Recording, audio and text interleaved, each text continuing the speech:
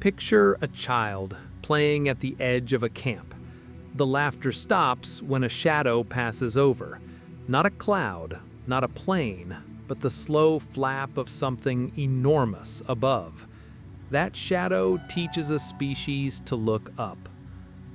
This is the story of the predator that rewired our ancestors' minds, why it burned itself into myth, ritual, and the shape of human fear. When we ask, what was the first animal humans truly feared, several candidates appear. Big cats, crocodiles, hyenas, but there's one surprising contender that keeps showing up in the evidence and in myth: large birds of prey. Not the small hawks we shrug at, but giant raptors that could snatch a child and vanish into the sky. Some paleontologists and archaeologists point to fossil traces and bone damage consistent with talon attacks. Those marks are rare, but they are striking. An aerial predator creates a different kind of fear. It turns the sky, usually a place of weather and light, into a threat vector.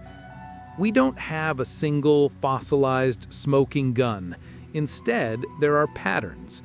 Juvenile hominin bones with puncture marks and break patterns that match powerful talons. Modern ethology showing large eagles take primate young. And archaeological contexts where early human sites would have been vulnerable. Open camps, water holes, low sleeping structures. Taken together, these pieces suggest not every predator that mattered chased from the ground. Some struck from above. If predators were attacking from the air, the responses are specific. Look up vigilance, sleeping in shelters that block overhead approaches, communal childcare, and alarm calls that describe direction and height. Over generations, these survival habits can become instinctive tendencies. Parents teach children to avoid open, exposed ground. The group that learns to monitor the sky survives more often. That survival pressure, small but persistent, nudges behavior and culture. Imagine dozens of such nights. The memory of one child taken becomes a lesson, a song, a taboo. Stories accumulate around the danger, so future children know to hide under cover. Now, look at myth. Across widely separated cultures, we find gigantic winged beings. Thunderbirds in North America, the roc in Arabic tales, Garuda in South Asia, the Simurgh in Persia. These figures are not identical, but they share a logic: power from above, sudden descent, and enormous wings.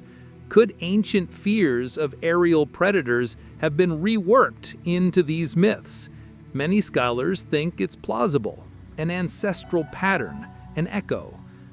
Myths don't remember single events. They remember relationships. Sky can be dangerous. The divine can be terrifying. Children must be guarded. Big cats and crocodiles are terrifying, and they made human strategies too. But aerial predators have a unique psychological footprint.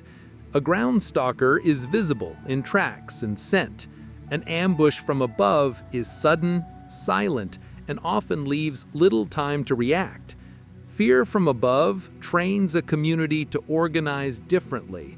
Roofed sleeping, overhead alarms, lookouts on high ground. That difference can cascade into social structures. Cultural traces show up everywhere. Lullabies that warn children to stay close, taboo places where children aren't allowed to play, and rock art that emphasizes winged creatures. These are small data points, but they accumulate. When a practice appears across unrelated groups, it's worth asking whether a common threat originally shaped it. A song that says, "Don't stray under the sky," could be as old as the fear itself.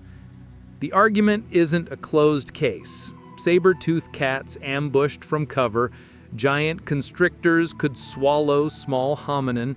Crocodiles lurked at water edges. Each predator left its mark on human strategy. The reason birds are compelling is their repeated presence in myth and the specific bone evidence that matches talon trauma. Still, science keeps to the humble phrasing. Evidence suggests, interpretations vary. History is a puzzle built from fragments. The best we do is fit the pieces plausibly, always ready to revise. You see the echo every day. We flinch at overhead shadows in film. Parents teach kids to be careful near cliffs and vantage points. Even modern urban architecture designs for shelter from falling debris. Horror directors exploit silhouettes against the sky because the reaction is near instinctual. Those reactions are the archaic wiring still present in a modern world without giant raptors. Fear can be cultural and biological at once. What matters isn't who attacked first, it's what the danger did to us. Fear from above forced cooperation, shaped childcare, changed where we slept, and gave rise to stories that taught the same lesson again and again. Over time, those stories grew wings of their own, becoming thunderbirds, sky gods, and angels.